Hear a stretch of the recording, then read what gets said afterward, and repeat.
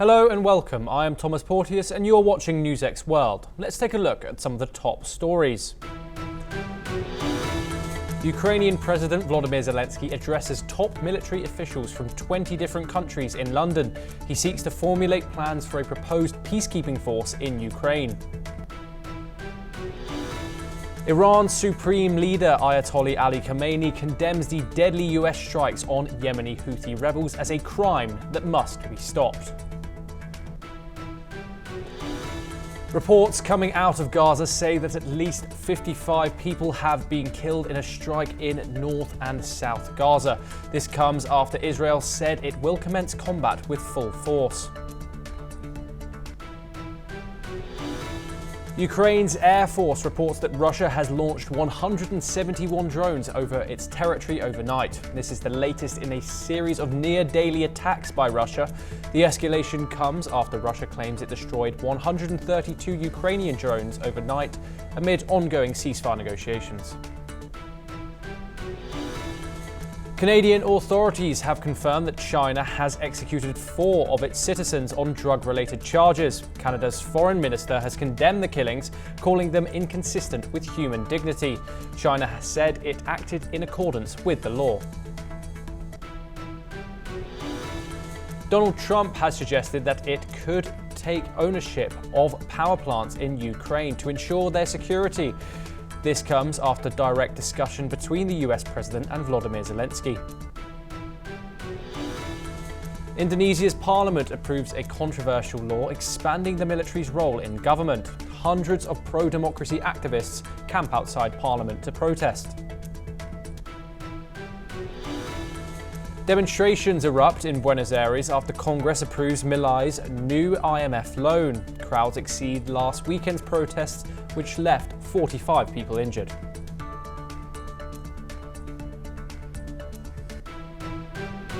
US President Donald Trump and Ukrainian President Volodymyr Zelensky have expressed renewed optimism for peace following a positive hour-long phone call.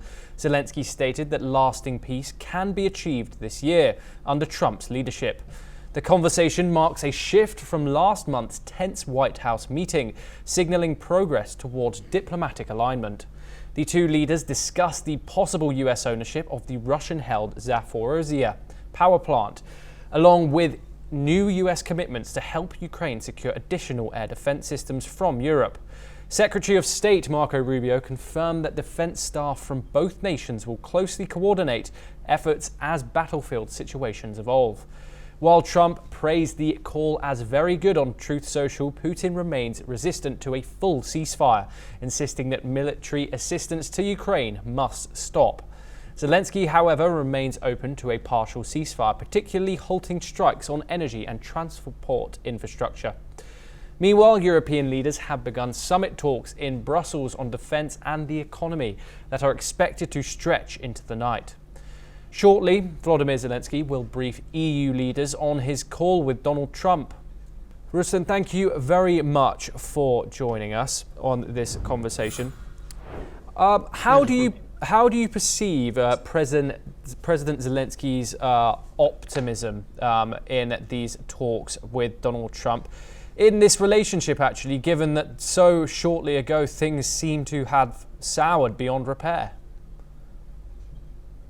I think it's a political or diplomatic optimism because, of course, Ukrainian leader is fully interested to show the success and the good cooperation and good relation with Trump's administration and with United States in general after the time when Ukrainian and the United States cooperation was questioned. I'm talking about the freezing in the United States support, military support and aid in previous weeks, and about the scandal in Oval Room of White House during the meeting between the presidents. So it's a diplomatical presence, it's a diplomatic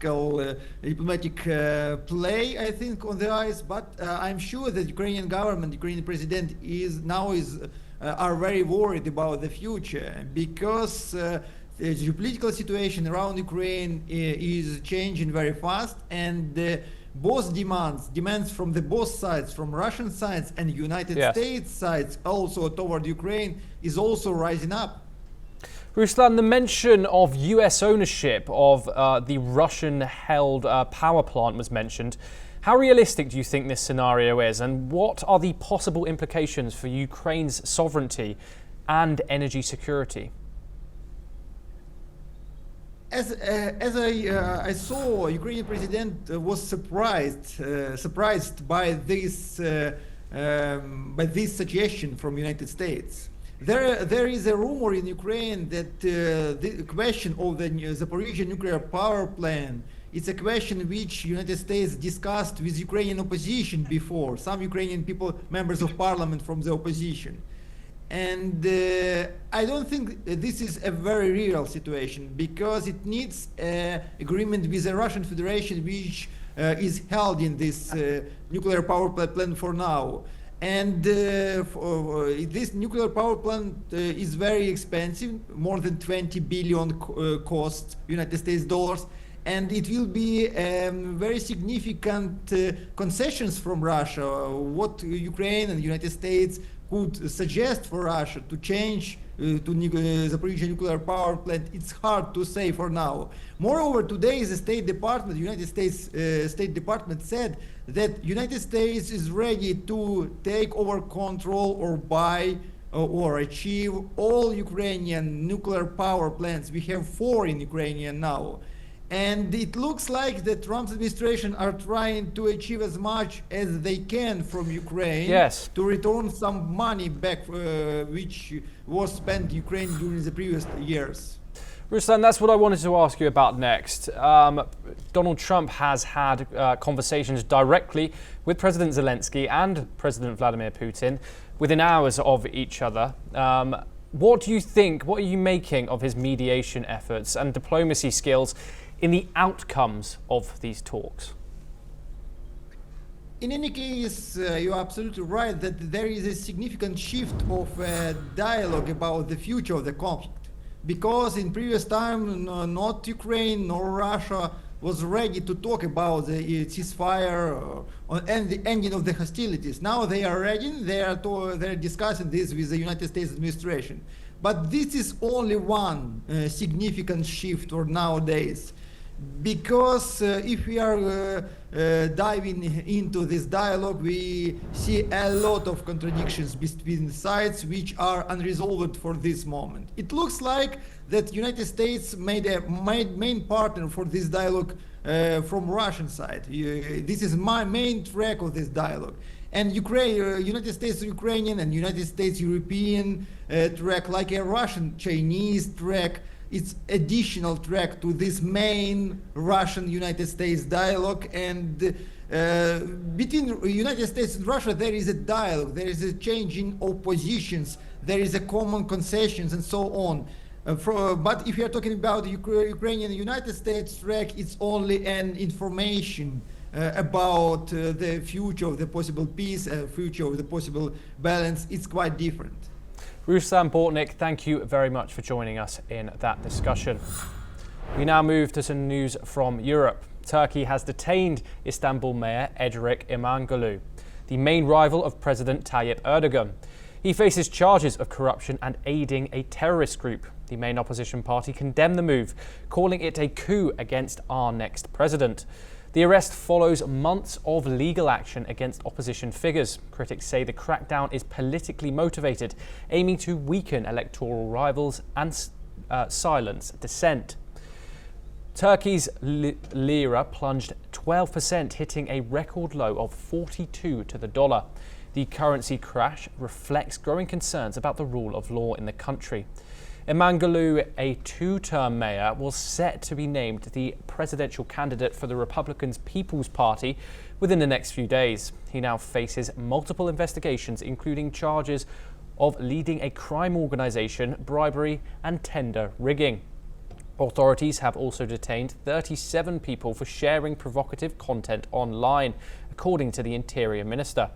Justice Minister Yilmaz Tunç warned against linking Erdogan to the mayor's detention. He also cautioned against describing the legal process as a coup or calling for protests.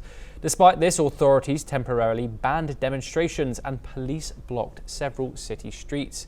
Still, hundreds gathered outside the police station chanting, "The day will come when Erdogan's AK party is called to account."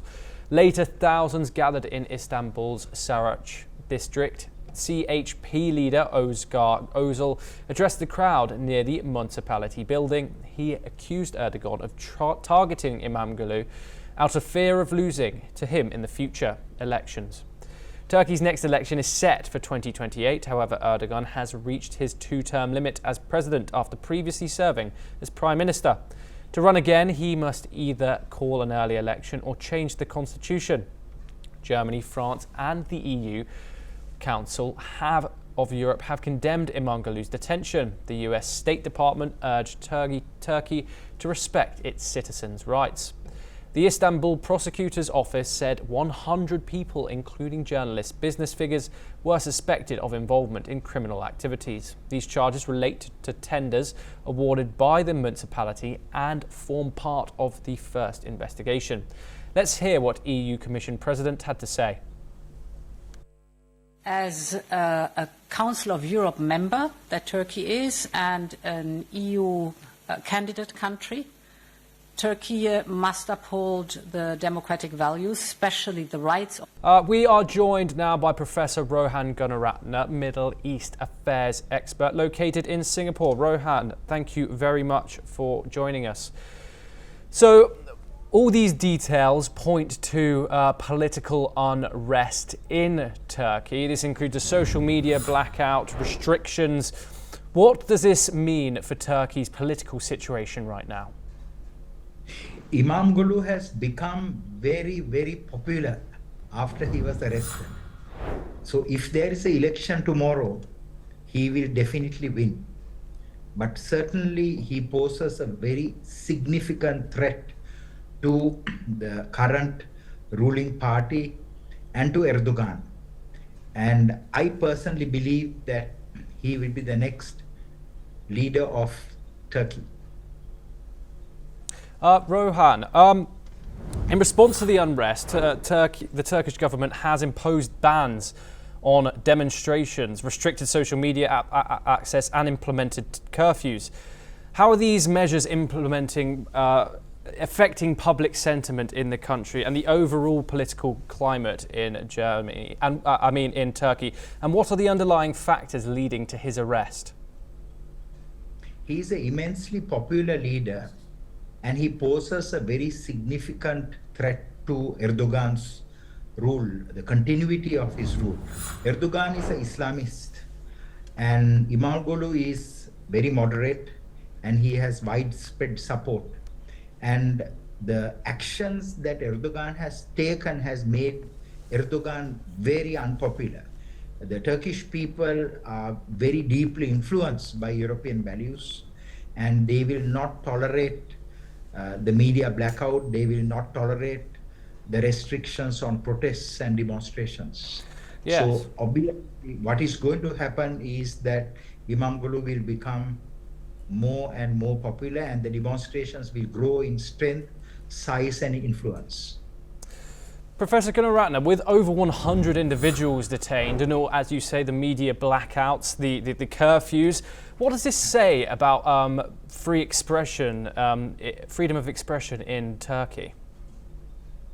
Turkey should not have done this, because Turkey is considered a country that has, of the Middle Eastern countries, a country that has followed the European values, deep commitment to democracy. But this action has made both the other European countries as well as the Turkish citizens, they are very annoyed and disappointed at what has happened. So there will be protests, there will be demonstrations, there will be clashes until a new leader emerges in Turkey. The Turkish people will not take this lightly. They have been very deeply affected by Erdogan's order to arrest Mayor Gululu.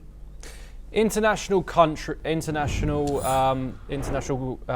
and agencies like the EU and the UN have condemned Imamoglu's detention.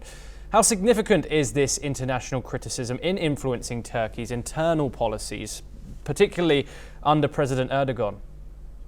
Erdogan is an Islamist, he's a political Islamist. So he himself will counter what the West, what the European countries have critiqued. But at the same time, he cannot sustain it in the long term because the people of Turkey have lost their trust and faith in Erdogan. There's a tremendous decline in the support for Erdogan, and you can see from the financial crash what is going to happen. Erdogan is at his 2-term limit as president. How is he going to get around this if this is something in regards to him continuing as president? Do you see any future, maybe a 3rd term for Erdogan, if that can happen? Erdogan will try his best to change the constitution. He will do his best to stay in power. But I believe that his time is coming to an end. And this course of action is never going to help him. In fact, if Imamoglu comes to power, Erdogan will be prosecuted for the things he has done, including this arrest. Professor Rohan Gunaratne, thank you very much for joining us.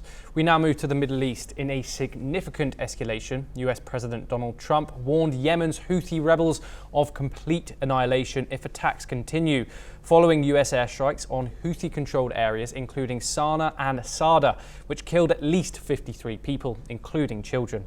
Trump also targeted Iran, the Houthis' main supporter, urging Tehran to stop military aid, though he did not provide any evidence of ongoing support.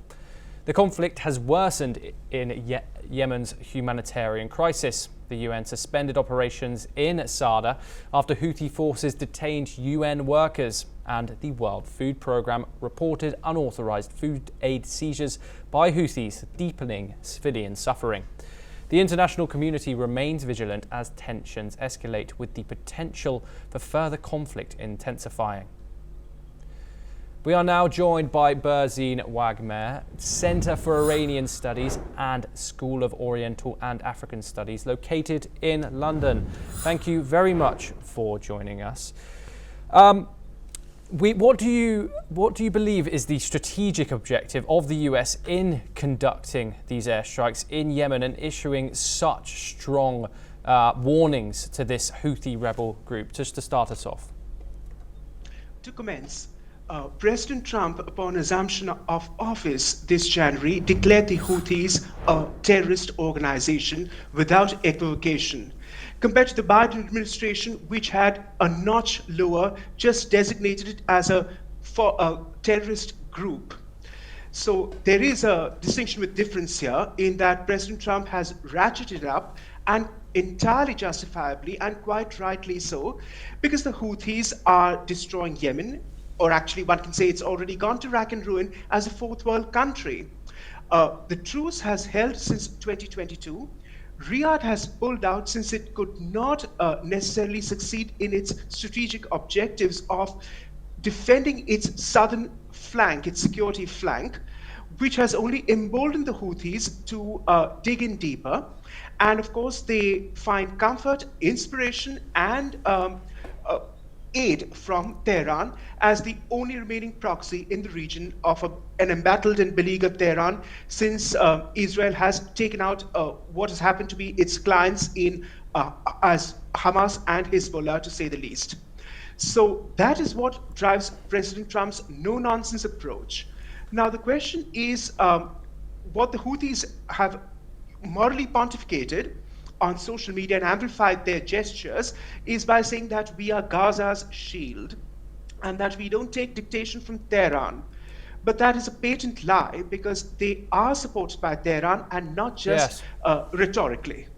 This is what I wanted to ask next. What is your assessment of Iran's actual involvement and influence over Houthi forces. And if this continues, is it possible to see conflict directly between the US and Iran? Yes, because you must remember that President Trump's posturing is like that of the madman thesis. You cannot call his bluff. He will do what he says, as he tends to in more ways than one for so many other things. So Iran is petrified of him, even though it puts on a defiant face, because the regime thrives on defiance in any case, and has done so since 1979 in this being loggerheads at Washington as the so-called great evil and all that, because that is what undergirds the regime in Tehran. They have no other justification as a discredited regime in the eyes of their own population. But even putting that aside, President Trump means business, and this will continue. And if he's determined to take the Houthis out, you can be sure that other GCC states would welcome it. They may not publicly state so, but they would be more than happy to see the Houthis decimated. When sirens went off this morning at 4 a.m. local time in Israel, including Tel Aviv's Ben Gurion International Airport, an attack would have taken place, or it has been alleged to have taken place, which would have involved an Etihad Airways flight, the UAE carrier. So it just goes to show that the Houthis do not necessarily care for Gaza or Hamas, but simply want to distract attention by sucking all into their plans for all-out war. And this attack on Tel Aviv airport this morning only reminds one of the drone attack by the Houthis on Riyadh's King Khalid International Airport in 2020, which was intercepted as well. You can imagine the damage would have taken place then too.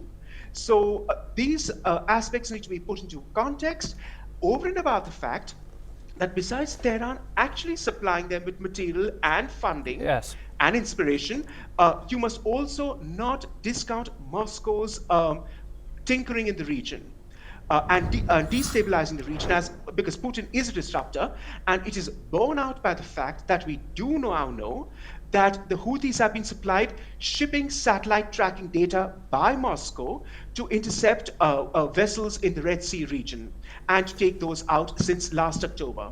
Yes. That is borne out too, and we also know that most probably they might even have access to Moscow's supersonic anti-ship Yakhont missiles, over and above the other Burkan modified liquid propellant rockets, which they do have in their arsenal already. And that, of course, is nothing but a modified version of a Scud, which is drawn from heavily on an Iranian model. Berzine, Yemen is already facing a catastrophic humanitarian crisis. How could this escalation and the reported food aid seizures, along with obviously these US strikes, worsen conditions for civilians on the ground? But it doesn't get worse than that. I mean, the place is already a living hell for its citizens, thanks to the Houthis entrenched in the north and the west. With these provinces, the governorates, sorry, not provinces in Yemen, and of course Al-Qaeda in Yemen on the southern littoral, just north of Socotra Island, hugging the Yemeni coastline. So the place is already a disaster. It can't get worse than it already is. What will happen is that the Houthis are determined to be entrenched, and someone needs to take them out, and Trump is just the person to do so. Berzine, the UN has suspended operations in Sada after workers were detained by the Houthis. What does this tell us about the challenges even humanitarian agencies faced in the conflict zones like Yemen? But it only goes to show that the Houthis are not interested in the welfare of their own Yemeni fellow citizens, and that starvation, dengue fever, malaria and the like, which have plagued the region since 2014, can be sustained because of their so-called goals of terror and mayhem that they wish to spread and entrench themselves as the rulers of Yemen since the ongoing civil war of 2014. And the fact that Riyadh, as I mentioned, pulled out in 2022 and this uneasy truce is held only goes to show that they are more emboldened to carry out more suffering and inflict more suffering on the Yemeni people. Berzine, one last question. At least 53 people were killed in these US strikes. How can the US be accountable for these civilians that are killed in strikes like these? And how can civilians be better protected in such volatile situations? Well, it's not for the US to decide which Yemenis are domiciled where and if they come in the line of attack. That is something which ought to be put to the Houthis, who are more than happy to see bloodletting of their own fellow citizens. So I do not see why it should be deemed morally repugnant and that Washington ought to be held accountable for it. It is a war zone, so the question is, why should the US be held to a higher standard on that aspect? I don't find that a compelling position at all. Berzim Wagmer, thank you very much for joining us. We have ran out of time. That's all we have time for. We will continue to bring you more news updates from across the world. Thank you very much.